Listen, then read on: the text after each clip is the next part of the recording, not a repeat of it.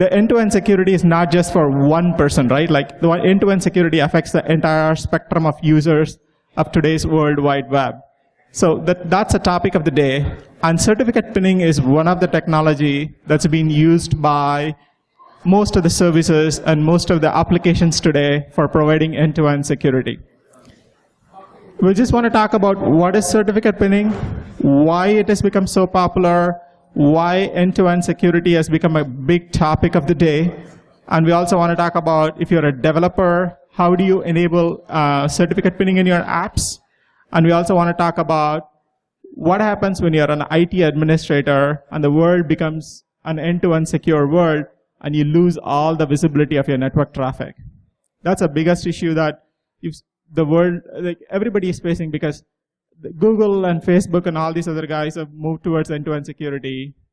What happens to the IT guy who's stuck in the middle, who cannot do anything right now because nothing is clear? All he sees is an opaque traffic packets going through his firewall and just is sitting in a blind spot. So the first thing we want to, like the agenda for the meeting is, we want to talk about what happened with this traditional SSL. We all heard SSL is very secure. Once you have SSL in your network, everything is happy. You don't have to worry about malwares, snooping, or anybody stealing your data. Even you see all the advertisements that say like, look for the lock icon on your browser. Once you see the lock icon, world is safe. Be happy. You are completely foolproof, right? And that's not the case. Like, so the whole certificate model has been broken, and has been broken for quite some time. And then, how did certificate pinning arrive? How did that become the de facto model for end-to-end security? And then we want to talk about what happens now. Like, okay, you've got end-to-end security. What happens to the IT guy? What happens to the CIOs who are sitting there?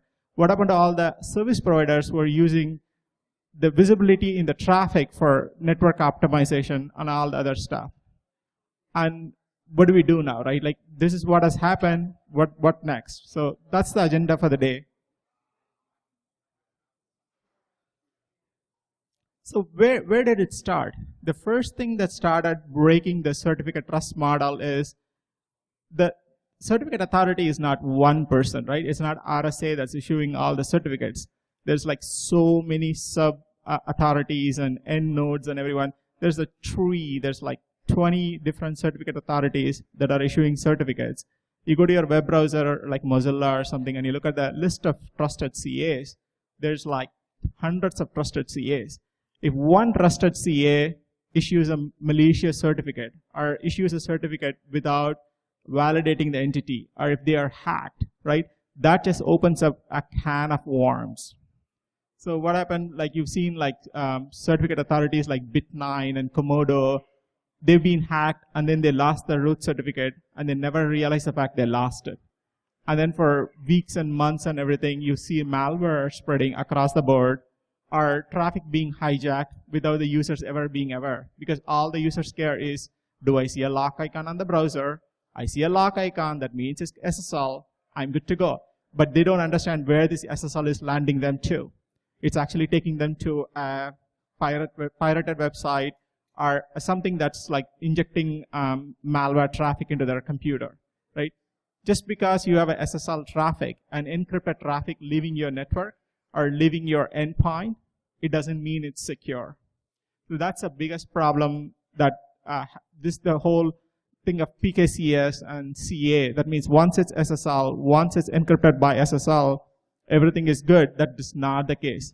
And the other thing we have seen is several cases where Microsoft has several code signing certificates and root certificates where one or two certificates get stolen because they have so many different regional certificates, one for China, one for Asia, one for Europe and everything. If it leaks somewhere in one remote corner of the world, and if somebody is able to use the certificate to like create malware and then install it on your PC, we never realize it. It always looks like it's a valid piece of software, right?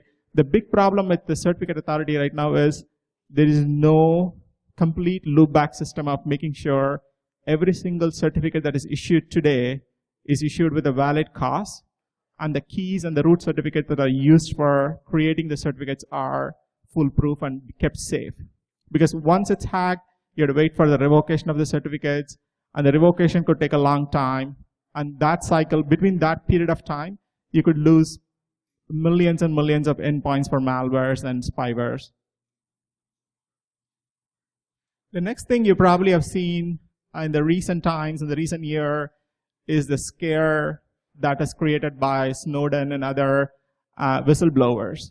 They've created this whole thing about whatever that goes through your network, it doesn't matter, it can be read by a centralized monitoring authority, right?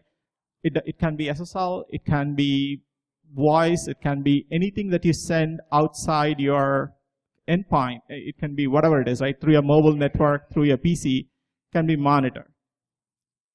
And which is proven true, which is like there's so many things that's been proven that like this is happening on a day-to-day basis. A typical NSA snooping happens, they don't actually intercept the traffic, they don't block the traffic. All they do is they passively log most of the traffic. They create a secondary bifurcation channel. They take a copy of the existing data, they start archiving everything, and then they do an offline analysis, right? It's going to be a call from the FBI saying like, hey, did you post a bomb threat? It's not going to be like once you type bomb on Facebook, it's going to block the traffic. So basically, most of the users never feel the intrusiveness of NSA snooping because NSA doesn't do inline snooping. NSA, what they do is they work with ISPs and they work with providers to say, give me a copy of all the network traffic, let me do analysis. They have their own algorithms. They just don't go by simple keywords like bomb and other stuff, but they do behavioral analysis and they figure out, is this particular user behavior request needs further analysis? Do we need to have FBI or local authority come and talk to this guy and see what's happening? So that's the snooping model that's being followed by Western things like British and NSA snooping. The other thing we hear is the Great Firewall and the Great Cannon. Most of you guys probably heard the Great Cannon, which was used for DDoSing GitHub a few weeks back. It's simple. Basically, previously, a year back, if somebody said DDoS, a lot of people thought it's the zombie pieces sitting across the internet and the malware can be activated for flooding traffic. And that model has been deprecated for a long time. You don't need zombie PCs. All you need is to be able to redirect traffic. So all what a Great Cannon did is they redirected all the traffic that goes to Bing, and then they redirected half the traffic to GitHub. So whenever you see a web page today, not the entire web page comes from the same website, right? Like you have advertisements, you have several URLs that are like redirects where you have aggregates of data coming through, and the final HTML is what you see. So all you have to do is, if you take a Bing web page, if you intercept the Bing web page and inject a small JavaScript file saying, go to the home page of GitHub, that is enough to redirect billions and billions of connections to GitHub, which could just bring it down in nanoseconds because GitHub was never built to handle that much traffic. So what the typical Chinese model is, they have two ways. Whenever traffic leaves or enter one of these Chinese main network, they have a Great Firewall, which is doing inspection. They do the other way of doing inline scanning compared to the typical NSA snooping, which does offline storage and analysis. If you post a bomb threat in like in Facebook or some other website like in China, it can instantly block it. They can say, okay, this particular traffic seems to be creating problems. Let's do a TCP deny. So they do an inline inspection. So they do archiving like NSA, but they also do an inline inspection and block traffic if they decide you're not supposed to access this particular website, like maybe Facebook or something else from China. They can do an inline inspection and stop. That's the Great Firewall. And they also can do JavaScript injection or HTML rewrite, where they can use a current existing traffic going to a popular website and redirect it to some other website for DDoSing. So all of them are using encrypted traffic. These are not traffic that are not encrypted. So previously, the expectation was if you're using clear traffic, somebody could attack the traffic by snooping or redirecting traffic. The whole man-in-the-middle attack. If you read the description of SSL, SSL simply says, oh, if you don't use SSL, somebody could do man-in-the-middle attack.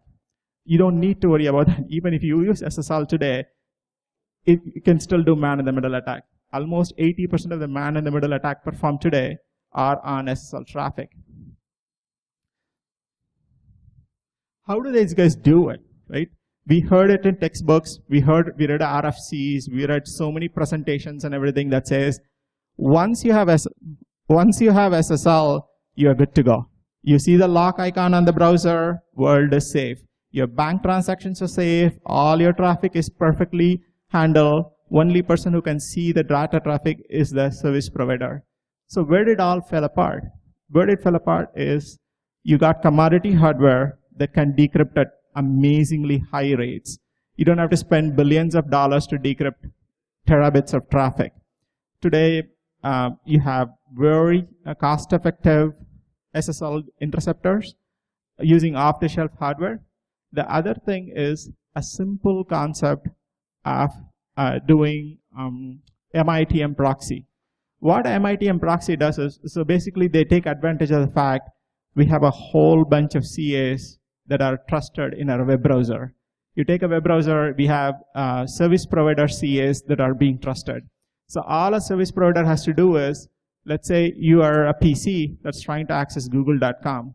If you go to the lock icon on your browser and you click on that icon and look at the certificate, it'll have two important fields. One is who's the issuer of the certificate, that's the guy who signed the certificate, and who is the common name. That means what are you trying to reach? Is it Google or mail.google or whatever that thing is?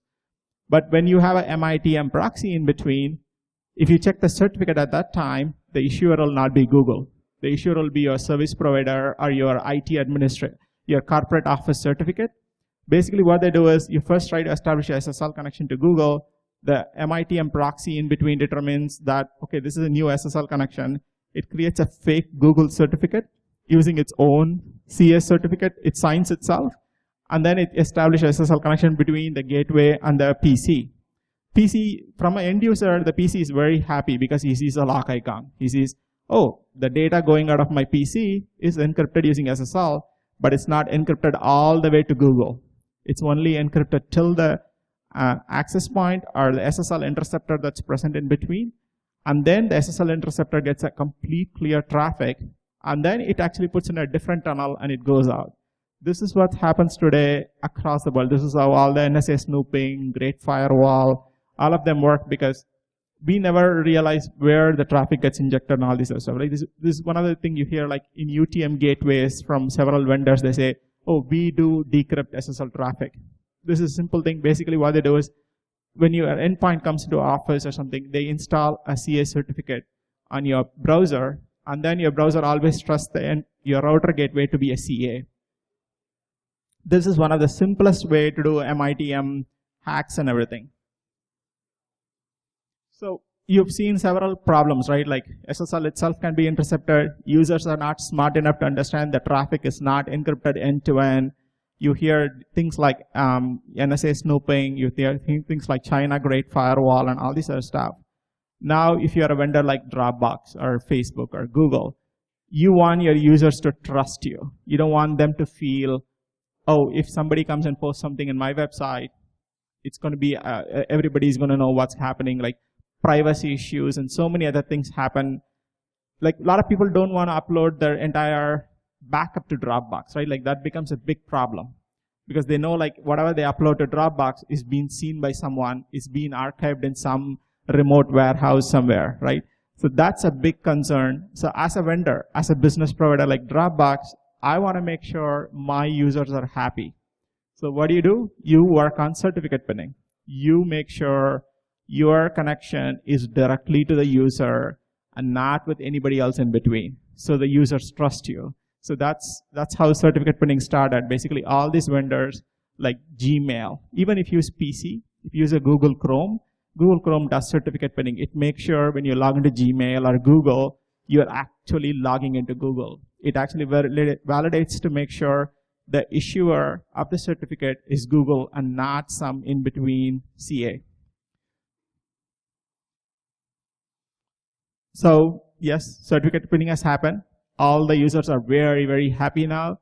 Google makes tons of money. Facebook is making money. Nobody cares about, everybody's happy that their privacy is taken care. where does the IT guy stands now, right? I'm an IT guy. I've installed IT security. I went and bought a data leak prevention. I bought a deep packet inspection firewall. I bought a mail security.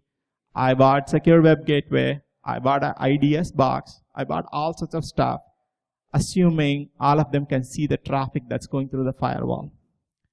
Nothing is visible now. You cannot decrypt the traffic. All my IDS, IPS box, the green lights are not blinking. They're just sitting there, right? Like, you've spent millions and millions of dollars. Overnight, the certificate pinning started happening. They lost visibility on the traffic, right? Like, your signature basket, AV scans on the box, they're not getting any traffic at all from the firewall, right? Like, the typical architecture is you have a firewall that's analyzing the traffic, and based on some patterns, it redirects some traffic to DLP, some pattern of traffic to IDS, all these other stuff. Nothing is hitting it because all it sees is encrypted packets going in and out of the system. What does IT guy do, right? Like, so just you're stuck in a limbo. You've spent millions and millions of dollars. You've created this beautiful network architecture, including video caching. How do you offload? Basically, when somebody's accessing video files from YouTube and everything, frequently accessed YouTube files can be cached locally. You've created this beautiful network, big corporate 500 company, Fortune 500 company. You've done this extensive work. Now you're stuck. YouTube is encrypted. Google is encrypted. Just basic stuff. Every single thing is now encrypted, right? You can't even cache image files. So that's, hello? Can you hear? Okay. So that's the problem today. So what has helped some people? What has helped some people are now impacting the other set of people, which are the IT administrators.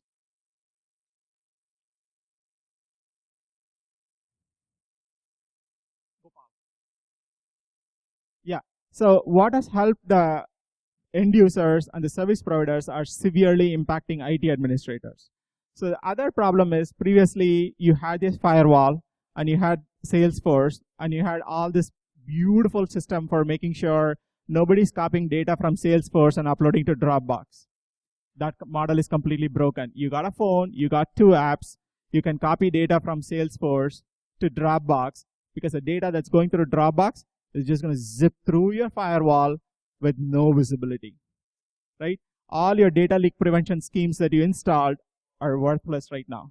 So that's a big problem a lot of IT administrators are facing today. This is a very rapidly going problem with like most of the things, because all your analysis, including IDS, IPS, DLP, everything is based on the fact you have some visibility on the traffic. Once you don't have any visibility on the traffic, it's going to be very difficult to do any real useful analysis on the traffic that's going outside your network. And who else has joined this party? It's our Linux guys, right? Today, if you're a small app developer, if you want to do certificate pinning, or if you are like a big data center, if you have like hundreds and hundreds of servers geographically spread across the world, if you want to do certificate pinning, you need to buy certificates for every individual server out there in the world, right? So the cost of creating certificates and paying RSA is just going to grow astronomically. Also, let's say if you move from Amazon to some other AWS to something like Azure, your domain names are going to be different. So you need to purchase a different certificate.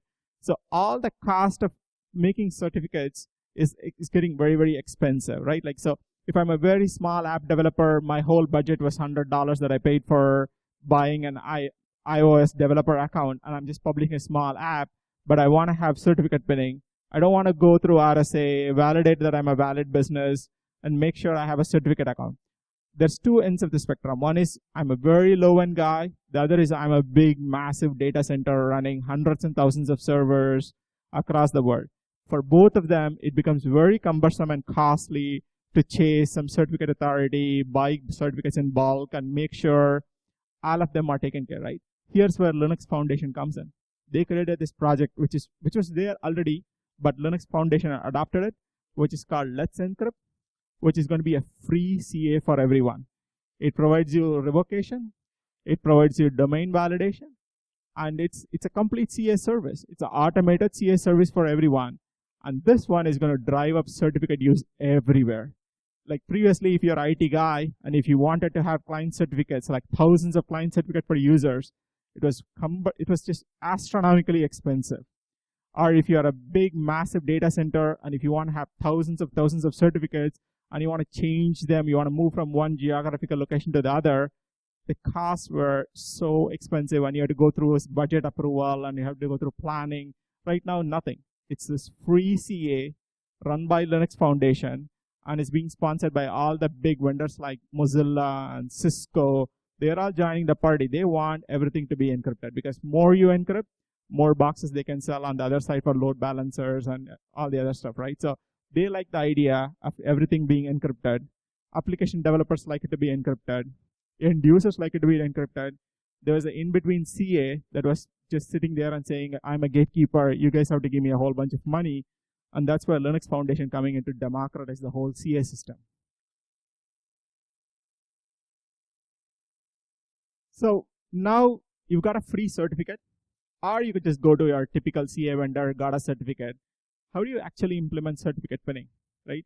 So a certificate pinning is on the app that's on the end user mobile device. What you do is you take a copy of your certificate, the certificate that you're using for hosting your applications on the web. So you take the same certificate, pass it on with your mobile application, and the mobile application, after the SSL connection is established, can verify to make sure the certificate is exactly the same. If you want to do like 100% bulletproof way of doing certificate check, you check the actual certificate itself. But the problem with that is, let's say if you're Facebook, your mobile users could be connecting to any different kind of Facebook server, right? It would be facebook.seattle.com or Facebook located in San Francisco, or Facebook related in so many other places. So storing that many certificates inside an app for making sure certificate pinning works is going to get very, very cumbersome. Also, let's say if you want to add a new geographical location, or if you moved your server from Amazon to Google Cloud, so your certificate pinning, you have to create a new version of the app, and you have to send with a new patch of certificates. So instead of that, what the other thing people do is they just want to make sure the actual certificate is signed by the person that Facebook uses. So Facebook or Google, they act as their own certificate signing authority. So what they do is in the certificate pinning on the app, all they do is to make sure they check whenever the connection is established, the certificate is actually signed by Google, not by in-between MITM proxy. The disadvantage with that is you need to store the key password on the app. But that's the most common way of doing it, because as you have a wide sprawl of servers spread across the world, storing the entire list of certificates that this app could be connecting to becomes very expensive.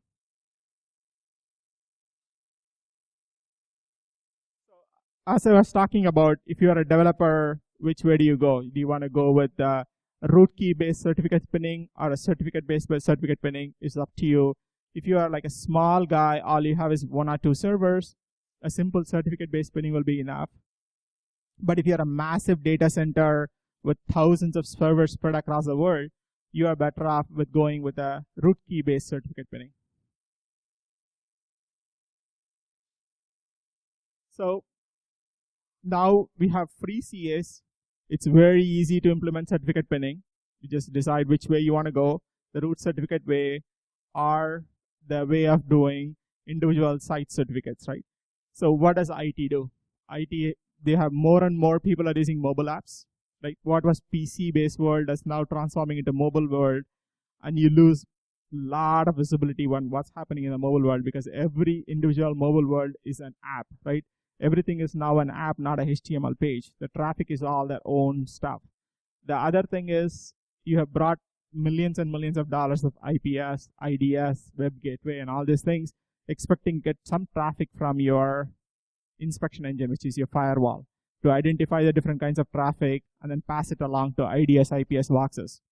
And they're not getting any data right now, right? They're just sitting there idle, not knowing what to do. What do you do as an IT guy, right? We hear from a lot of big Fortune 500 companies or companies that are heavily invested in security, simply saying, turn off certificate pinning traffic. All they do is they go to their firewall box and say, if you don't know what this traffic is, just block it, right? Which means you go inside their office, you're not going to be able to access Verizon, you're not going to be able to see your baby pictures in Dropbox, or you're not going to do anything, right? Like, it's completely done. You can't even use Google, your Microsoft Office on your phone, because Microsoft Office on your phone is using certificate pinning to store data back in the cloud. So everything is off. All your phone is just used for nothing, right? Like, you just use your phone to pick up your phone call, and there ends the story. That's one end of the spectrum. The other end is to say, just hope and pray nobody uploads all our company information to Dropbox and let them use Dropbox so that we don't piss off all the users. That's the one end, right? There's no easy middle way to come fair where we are, because there's no way to encrypt, see what's going on in the traffic. Either you let them just be an open, blind channel, trust your users and say, hey, don't do anything stupid, just give them like a HR advice, or you just block all the traffic. That's where most of the people are, most of the IT guys are faced with these two choices. One is go to your HR and say, please conduct HR training to everyone saying, don't upload, don't download, I'm going to trust you. But users can never be trusted. That's the real world problem. The next thing we see is IT guys getting completely desperate. Right? Their CIOs and CSOs all are screaming at them. They're saying, what is going on? Like, you asked me for all this IT budget. I gave you all sorts of money. You bought this beautiful fancy boxes, and the fans are not even running in that room. Everything is just happily sitting in power down mode. What went wrong, right? Like, what worked a year back? They gave all these beautiful fancy charts and attack detection and threat vector, and all these beautiful boardroom meetings are worthless right now. So what does IT guy do? You're desperate, right? You don't want to lose your job. So what do? They just go and install complete hacks on their endpoints. They go and disable trust validation. So let's say if you are an app that's expecting for SSL trust validation by checking the trust store, if you disable the whole trust validation in the SSL stack of the endpoint, yes, beautiful. You can be an MITM proxy in between. You can do whatever you want to do. The apps are going to think it's actually connecting to the remote end node. They're going to work, but you're actually leaving the entire system vulnerable. It's not even just your MITM proxy. Anybody else could hold a MITM proxy at the remote side and hijack all your traffic, right? So being desperate and going crazy and then disabling the entire trust validation is not an option, but a lot of people are doing it right now because there are so many open source projects available. Like, even you saw Lenovo installing Superfish, right? That's the same thing. Superfish is even licensed by several endpoint security vendors to act as a MITM proxy so that you can inspect traffic. And you saw what happened to Lenovo. Once it becomes a public, once users are aware of the fact that their PCs are completely vulnerable and whatever they do can be seen remotely by a different user, it's going to cause more problems, right? And also the problem is whenever the device leaves a managed node with all these hacks like Superfish or Android SSL bypass installed, that device is completely vulnerable. It doesn't take more than few seconds for the device to fall prey for a malware. So please avoid IT desperation, but this is happening because they want a quick fix. They want to see the data traffic going through the DLP box, right? They don't want the DLP to sit empty. So just come back to the original thing. If you have some developers here, I come from a developer background. I like to see how things are written and everything. If you're an Android developer, if you're an iOS developer, how complex is it to implement certificate pinning? It's not that complex. We just want to give you a simple way. It's very simple. If you look at Android, right? Android has gone a lot far to making sure it can implement certificate pinning with just like maybe 30 lines of code. If you look at Android, it has classes. You can go through the docs for Android. You can look at these classes for the trust manager, the trust manager factory. That's the one it gives you. You can take your current existing SSL session and using the trust manager and the trust manager factory, you can make sure that particular cert is from a trusted CA of the list of CAs that like CA certs that you provide. And also you can make sure to compare your current cert with the SSL session cert within like 4 lines of code. It's so simple. So that's one of the reasons where you see more and more guys. Here's the thing, right? You have Let's Encrypt from Linux Foundation giving you free certificates. Android adding certificate validation, like cert pinning, so simple. All you have to write is 30 lines of code, and the entire code is actually written for you in the Trust Manager factory. You just have to call few APIs to make sure the remote endpoint is a valid one. So that's one reason you see like more and more people are saying, okay, it's not that expensive for me. I have a cert, I already have everything, the APIs are already there, adding extra 30 lines of code, let me just add it. That's the reason you see like a flurry of new apps. Every new apps that you see is now comes with certificate pinning. Even the simple things like Microsoft Office for Android and all these things come with certificate pin SSL connections. The other question, if I'm an IT guy, I can ask a simple question. It's a nightmare. I have certificate pinning. I cannot see the traffic. All these guys are walking with their Android phones and iPhones and everything. Why do I even bother with BYOD? Let me just not say no to BYOD. I give everyone a PC. I disable the trust store in that PC, or I won't let them use Google Chrome. I'll say everybody has to use IE, and then I just be an MITM proxy and continue to live where I am, right? That's another option. But there's the fight between your CEOs and the CIOs and CSOs, right? The CEO wants to make more money. He wants to improve productivity. He wants a user to be available to do the work 24/7. And he says, figure out the security around what I want, right? You cannot restrict your corporate growth because it's not secure to do it. That just doesn't work the other way. You want it to be the other way. You want to grow at like blazing speed. You want to just reach the moon. While you reach the moon, you want your IT guy to figure out how to make the path secure, right? It's his job to make the path secure. It's your job to tread uncharted security, like paths, right? So that's the trade-off between your CEO and the CSO, CIOs in the company. Everybody is fighting for their own way. Right now, the IT guy has become the roadblock in your growth path of your company. And you see more and more applications, including like if you go to a retail store right now, if you go to a doctor's office, most of the doctors are now carrying an iPad, right? They don't want to have an old PC, lugging it around and everything. So everywhere, including you probably heard things about like IBM working with Apple for providing an iPad for all the pilots.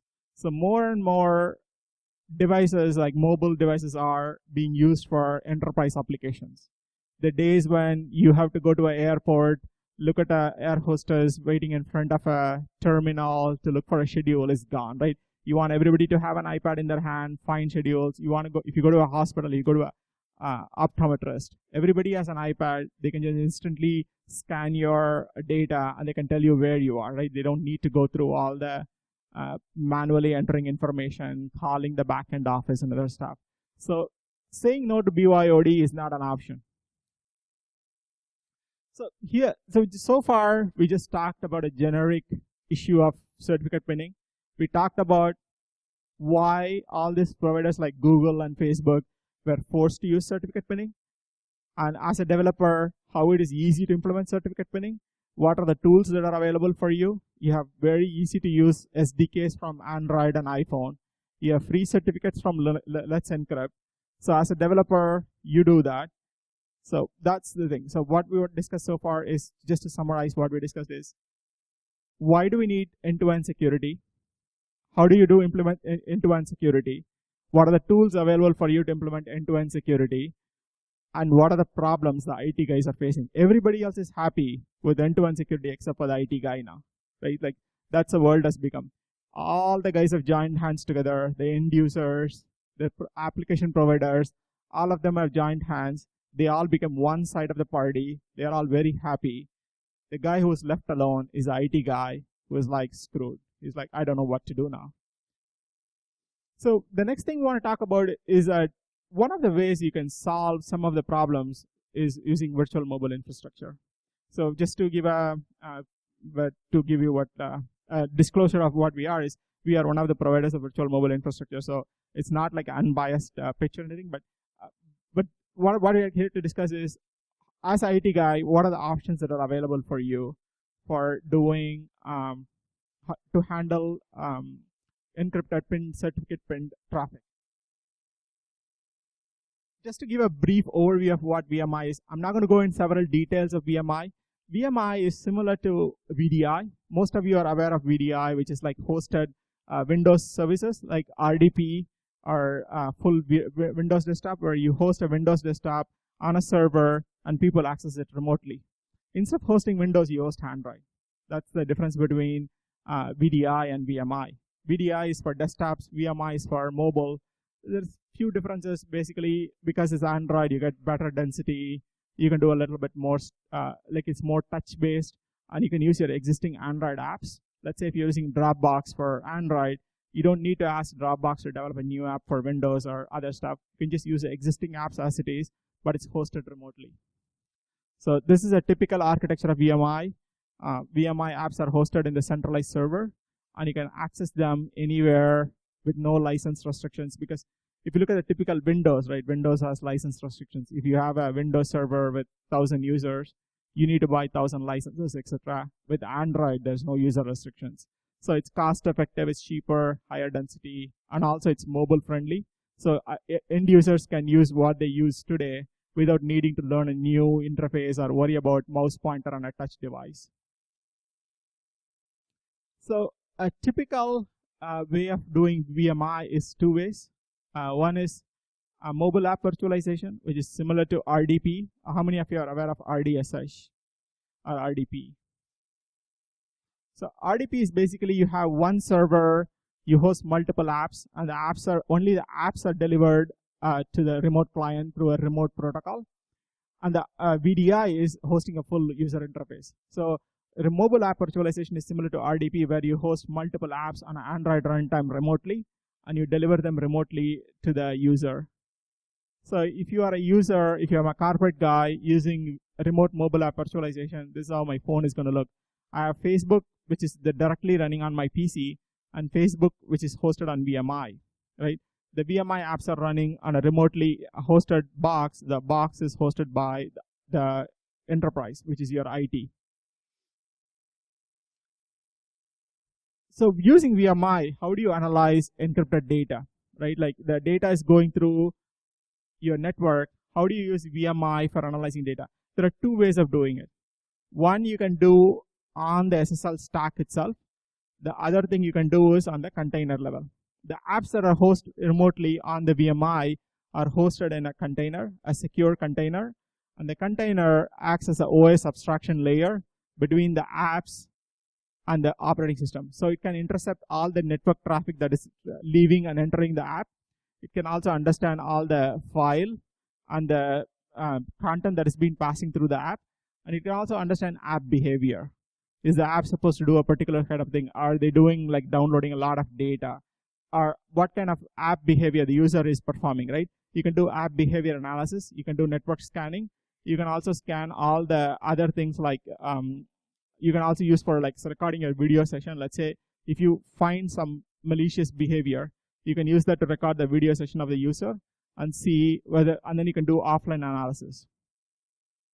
So this is one method of doing, if you're an IT guy, instead of letting them, for BYOD, instead of letting the apps be running natively on the device, you host the device on your own managed centralized server, which gives you better control, better visibility. So now you answer both the questions. Now you let your users use Facebook, Dropbox, whatnot. Also you have a way to inspect to make sure they are not uploading your corporate sensitive information to Dropbox. So the other method is using a secure SSL proxy. So previously I discussed, right, like one of the things that IT guys do is they get desperate, they go completely disable the trust store or the trust mechanism in an operating system, allowing them to run MITM proxy.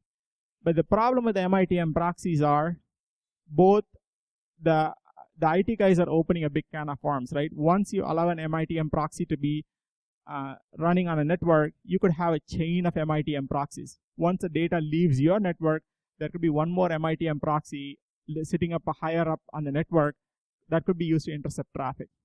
So what you want to make sure is, as an IT guy, you want to be able to inspect the traffic, and you want to be the only guy who's able to inspect the traffic. You don't want anybody else to sit between you and the actual business like Google or Dropbox to be able to drop and inspect the traffic. So that's where we work with like the VMI and some of the vendors who provide SSL proxies, trusted SSL proxies.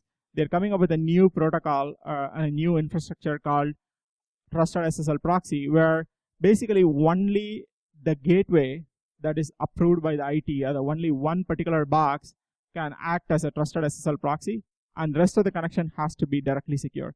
So what they do is, you saw some of the APIs like the X509 trust store validation, all the other stuff.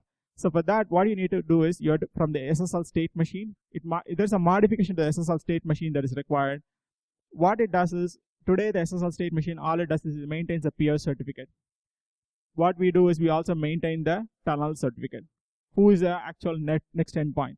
So the tunnel certificate will tell you where from the, let's say if you are the VMI host, the VMI host also knows the SSL certificate of the connection. It also knows the certificate for the actual end tunnel. The end tunnel certificate is what is the Google certificate, right? So both the certificates are passed to the state machine on the VMI host. When the VMI apps that are calling, when they try to validate the trust store, they actually validate the tunnel certificate, not the actual certificate that is used to connect to the router gateway. So previously you used to have only one certificate for the connection, SSL connection, right? Which is the certificate that is used for encrypting the traffic that left the endpoint. Now you are going to have two certificates. One is your certificate that's used to connect to the endpoint, like for encrypting the traffic leaving the endpoint. The other is a certificate that's used to tunnel data between the SSL proxy and the server, which is google.com or whatnot. So all the trust store validation and everything is all performed on the tunnel certificate. So for you, you know you are going to trust your proxy, and you also have a hold on the proxy right now to make sure the proxy is not allowing any more MITM proxies in between this and the tunnel. So from the SSL proxy on the end node, the tunnel is guaranteed to be a straight end-to-end tunnel. So the IT guys get the advantage of able to see some visibility on the traffic. The end user can have some peace of mind saying, once the traffic leaves my network, it's not being hijacked, or it's not being profiled, or it's not being snooped upon by anybody else. It's a traffic that's going to the cloud. So the trade-off here is you are giving some front-end key. It's kind of like giving you a key of a copy of a key to your, like a servant maid or someone. You know, you trust them. You trust them to come and clean your house, but you don't want anybody else to come into your house, right? That's the kind of thing this is approach. The approach is you let your IT guy to see the traffic, but nobody else can see the traffic. So it's kind of giving a front-end open key to your IT guy and say, yes, I have to be part of the ecosystem. I have to trust you to be able to inspect my traffic so I can access Dropbox inside Office. So there are three trade-offs you can do. One is you can give a key to your IT guy, or you have your IT guy block the entire traffic, or you can have an unsecured network, which most of the IT guys are not willing to do, right? So this is one of the things. The trusted SSL proxy is going to start showing up in more and more boxes. More and more vendors are working with like endpoints and VMI gateways to come up with this model, because you need to have some in-between way, right? You cannot simply say, I'm going to allow you to use Dropbox with no visibility, or you cannot simply say, I'm not going to allow you to use Dropbox inside my office. There has to be in-between approach where users know that previously when you access Dropbox from your office, it was intercepted, it was analyzed, right? Forever, that was the model. And the certificate pinning that was mainly used to circumvent or avoid the problems of government snooping and the other bigger problems now has broken the enterprise IT. So this is one of the things that being proposed by several vendors on the SSL proxy and the other areas to solve this issue. The other thing that VMI can do is it can do complete monitoring, because the entire app is running on a remote hosted gateway. You can do, let's say if you're using messaging apps, you can basically say, okay, if the message is being sent to a particular user, or if the message is being sent to a particular broadcast group, or you can use any kind of ACLs to monitor the particular behavior of the user. So you have a lot more option for monitoring the user behavior and the type of operation the user is performing. So just to give most of the discussion about certificate pinning is done. I just want to give you like a final thing on, like, if I'm an IT guy, yes, VMI is helpful. How does VMI help when the guy takes a cell phone out of my network, managed network, right? What am I going to do? Your enterprise apps are still protected because your enterprise apps are actually hosted in your own controlled managed network, right? It's not hosted outside your network. So even if the end user leaves the office, your enterprise apps are still protected. You can still make sure nobody can copy data, steal data. You can still make sure all your data leak prevention schemes are being enforced because the enterprise apps are always hosted in your office through a VMI gateway, and the data traffic is always routed through your own managed network. And the other thing what we can do is, because all the phones now use ARM-based processors, all of them have trust zone-based hardware security. With the trust zone-based hardware security, you can completely bypass Android, and you can use the trust zone-based hardware model for rendering the actual user interface and also accept user input. So the Android, let's say if somebody brings in a phone which is rooted and they have the complete kernel of the access to the kernel, right? Most of the phones you buy today allow you to install SignaMod or anything else, which allows you to root the device instantly. And you can install whatever rootkits you want to install, or install however you want to disable, you can disable and do it, right? Like you can disable MDM in 5 seconds. So what we can do is, when you use trust zone-based hardware protection, even if you have installed rootkits, even if you have a rooted device, you still cannot touch the trust zone-based thing because it's a hardware-based protection. It's not a software protection. So a typical trust zone-based data path works like this. Data comes through the phone as an input streaming encoded, like whatever that you see, the remote screen, right? The remote screen is sent as a compressed video format, and the compressed encrypted video is directly sent to the trust zone world.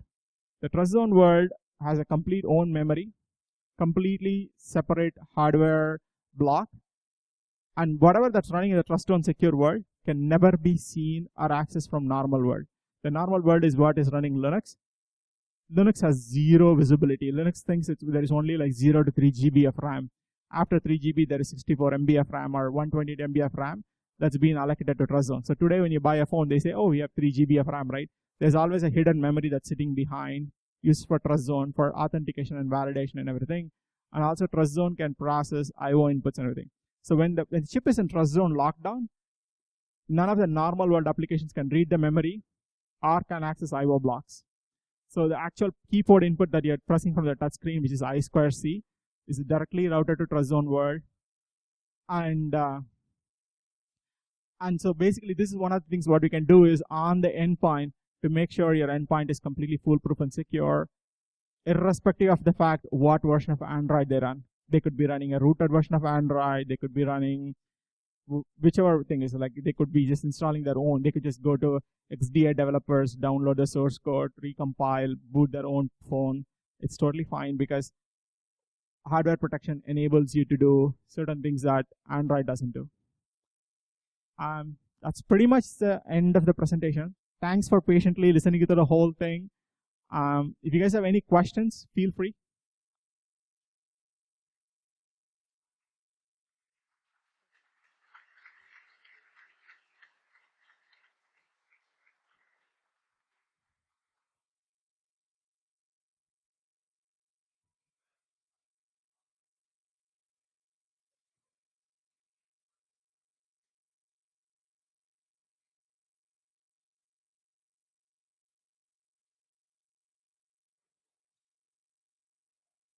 So the question is it only for Android or is it for operating system agnostic?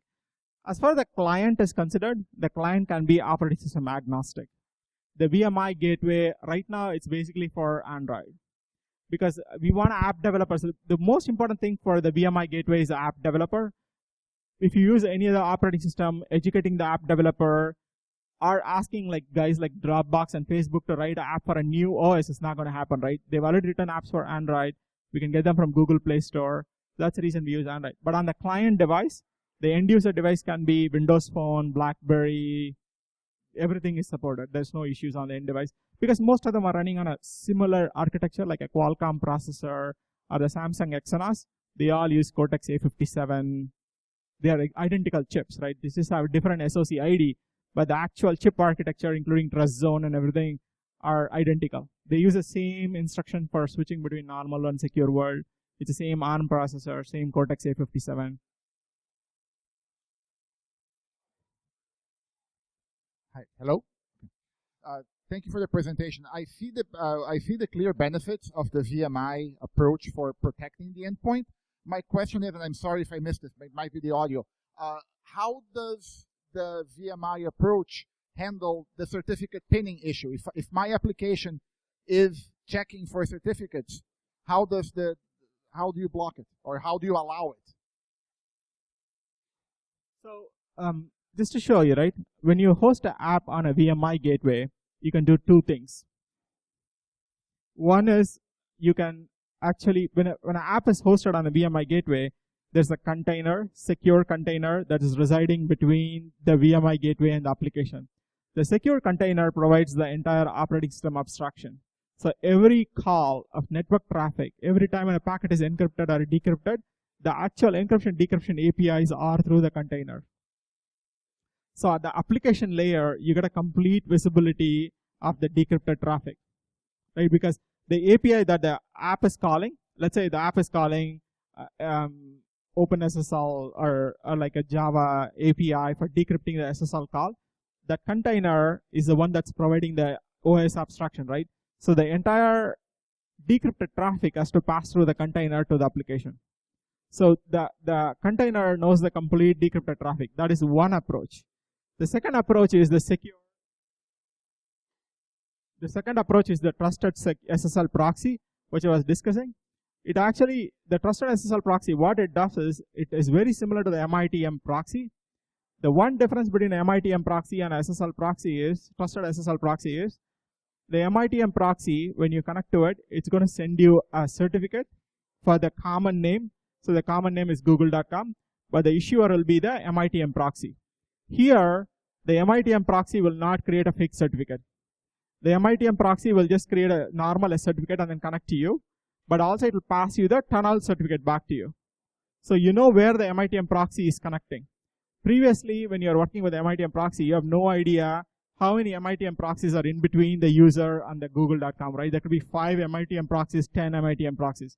Here, you don't want, when you connect to the MITM proxy, you don't want to have any more in between MITM proxies. You don't want to have NSA snooping. You don't want to have China firewall. You don't want anything. So you trust your IT MITM firewall, and you want to make sure your IT MITM firewall is directly connecting to Google. So what you expect from basically the trusted SSL proxy protocol, what it does is, it gives you the actual tunnel certificate back to you, which you can use for validating. So you ask your MITM proxy, or let's say if you're working for XYZ company, the XYZ company is hosting a trusted SSL proxy. You connect to it, you ask that trusted SSL proxy and say, who are you connecting to? Are you really connecting to google.com? He says, yes, I'm connected to google.com. Here's a proof of it. You take that certificate and use that for validating certificate pinning. Instead of using the connection, now previously what you do, you use a certificate that's used for establishing a connection for validating certificate pinning, right? Instead of that, you use the tunnel certificate for validating certificate pinning. You get the point? So basically, you are letting your MITM proxy in the IT managed network to inspect the traffic, and you tell them, I'm letting you under the restriction that you're not going to let any more MITM proxies to come in between the way. It's only you. I'm letting you to the gatekeeper, but once you analyze the traffic, you better make sure the data directly goes to Google, right? So that's the secure MITM proxy. These are the two ways you can help handle certificate pin traffic.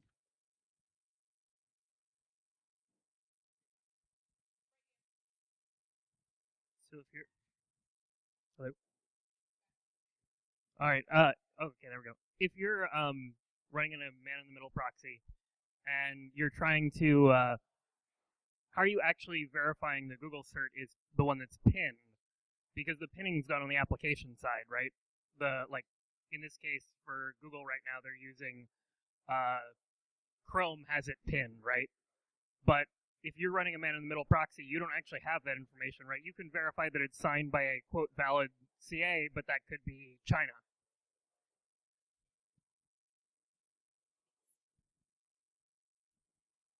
Yeah, so his question was, let's say if you're using Google Chrome, Google Chrome could come with its own SSL stack. Same with Mozilla, right? Mozilla comes with its own SSL stack, and it does all the work inside. Like there's no visibility for the operating system. Can we do anything about it? No, we cannot do anything about it. We can do only things that are using the OS APIs for doing all the work. If you find an application like Google Chrome, or if you're finding something that's very, very heavy-handed and comes with its own SSL implementation and not willing to do anything else, you are very, very limited. Let's say Google Chrome even has an option to have its own secure sandbox, right? They even completely take all the visibility of the file operations or anything else out from the user. It runs its own sandbox. When you're running inside a sandbox and coming with your own SSL stack, IT guy has to say, sorry, man. I'm letting you use Dropbox. I can let you use certain things. But if you're going to come back and say, I want to use Chrome, I'm going to say sorry. That's where it is right now.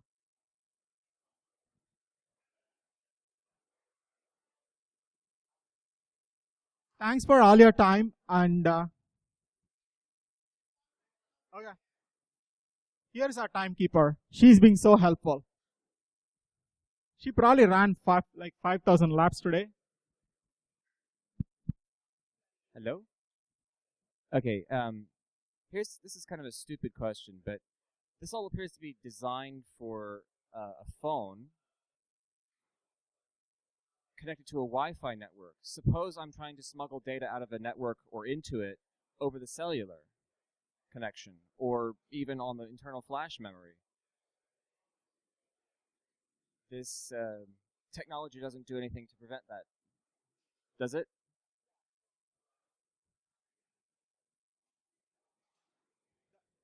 So his question was, what happens if the guy is uploading traffic to Dropbox via LTE? So that's why we are telling, if you just use the trusted SSL proxy, it's not enough, right? Using just a trusted SSL proxy and saying, okay, that's going to be the way I'm going to analyze Dropbox traffic is not going to work when the traffic doesn't go through your own Wi-Fi network. That's why we are telling you, host the actual app on the VMI gateway.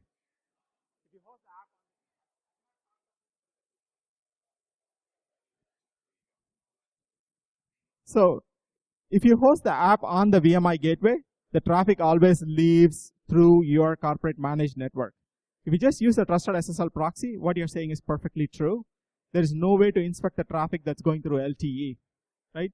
But if you host the actual app on the VMI gateway, so using the VMI gateway, you are hosting the app on your own server, and the traffic leaves the server, goes through your IDS, IPS, and all your inspection devices through the trusted SSL proxy. So they have to work in conjunction.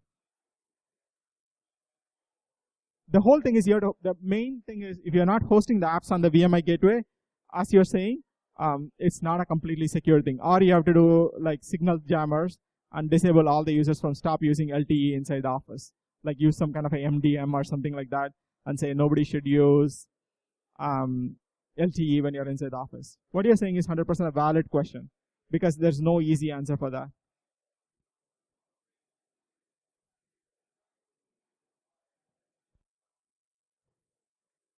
Thank you, everyone. Thanks for your time.